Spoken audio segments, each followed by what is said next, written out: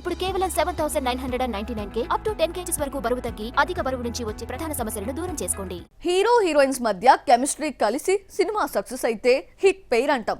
అదే director producer combo hit అయితే successful combination అంటాం.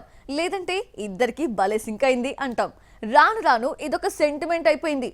ఇలా సింక్ అయిన కాంబోస్ 4-5 ఉన్నాయి. ఒకరినొకరు వదిలిపెట్టకుండా కంటిన్యూ చేస్తున్న ఆ కాంబోస్ ఏంటో చూసేద్దామా?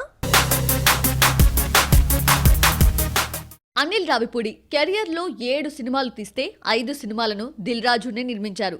Anil debut movie Pataas, last movie Bhagavanth Kesari తప్ప మిగతా 5 సినిమాలు శ్రీ వెంకటేశ్వర క్రియేషన్స్ బ్యానర్ లో రూపొందాయి. భగవంత్ కేసరి తర్వాత అనిల్ దిల్ రాజు బ్యానర్ లో వెంకటేష్ ని డైరెక్ట్ చేస్తున్నాడు.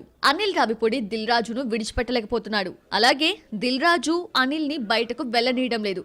వెంకటేష్ తో F2, F3 తీసిన ఈ కాంబినేషన్ 3సారి రిపీట్ అవుతోంది. అయితే F2, F3లో అవుట్ అండ్ అవుట్ కామెడీ కాకుండా ఈసారి క్రైమ్ ఎంటర్టైనర్ ను డైరెక్ట్ చేస్తున్నాడు. డైరెక్టర్ ప్రొడ్యూసర్ మధ్య వర్క్ సింక్ అయితే కంటిన్యూ అవుతూనే ఉంటారు. సుకుమార్ మైత్రి మూవీస్ బంధం ఇంతకంటే ఎక్కువ. మైత్రి మూవీస్ బ్యానర్ లో సుకుమార్ ఉన్నాడు అంటే సినిమాలో లెక్కల మాస్టర్ కి వాటా ఉన్నట్టేనట.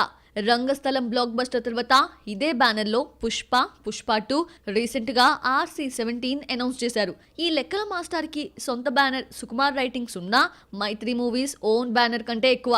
మరో బ్యానర్ గురించి ఆలోచించకుండా ఇక్కడే వరుసపెట్టి సినిమాలు కంటిన్యూ చేస్తున్నాడు సుకుమార్. డైరెక్టర్ అన్న పేరే గాని దర్శకుడు కూడా నిర్మాత అయిపోతున్నాడు. త్రివిక్రమ్, హారిక హాసిని క్రియేషన్స్ కి తప్ప బయట బ్యానర్ కి వర్క్ చేసి చాలా కాలమైంది. త్రివిక్రమ్ డైరెక్షన్ లో నటించాలనుకుంటే ఏ హీరో అయినా ఈ బ్యానర్ లో వర్క్ చేయాల్సిందే.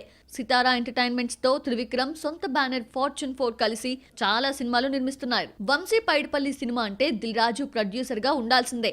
వంశీ 6 సినిమాలు తీస్తే ఊపిరి మినహా అన్ని దిల్ రాజు బ్యానర్ లో వచ్చినవే. డెబ్యూ మూవీ మున్నా ఫ్లాప్ అయినా డైరెక్టర్ పై ఉన్న నమ్మకంతో దిల్ రాజు మరో ఛాన్స్ ఇవ్వగా బృందావనంతో నిరూపించుకున్నాడు వంశీ. ఆ తర్వాత ఇదే బ్యానర్ లో ఎవడు, మహర్షి, వారసుడు సినిమాలతో సక్సెస్ఫుల్ డైరెక్టర్ అనిపించుకున్నాడు. 2-3 ఏళ్లకో సినిమా తీసినా దిల్ రాజు బ్యానర్ లో మాత్రమే తీస్తాడు. షాహిద్ కపూర్ తో వంశీ తీసే సినిమాను Dil Raju నిర్మించబోతున్నాడు.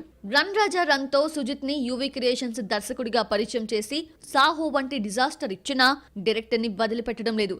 Present ఓజీని DVV creations నిర్మిస్తున్న సుజిత్ డైరెక్షన్ లో నానితో యువి సినిమా ప్లాన్ చేసింది. డైరెక్టర్ ప్రొడ్యూసర్ మధ్య కెమిస్ట్రీ కలిసిందా? సింక్ అయ్యారా? పార్ట్నర్షిప్ తీసుకుంటున్నారా? ఎలా మాట్లాడుకున్నా సక్సెస్ మెయిన్ పిల్లర్ గా నిలుస్తుంది.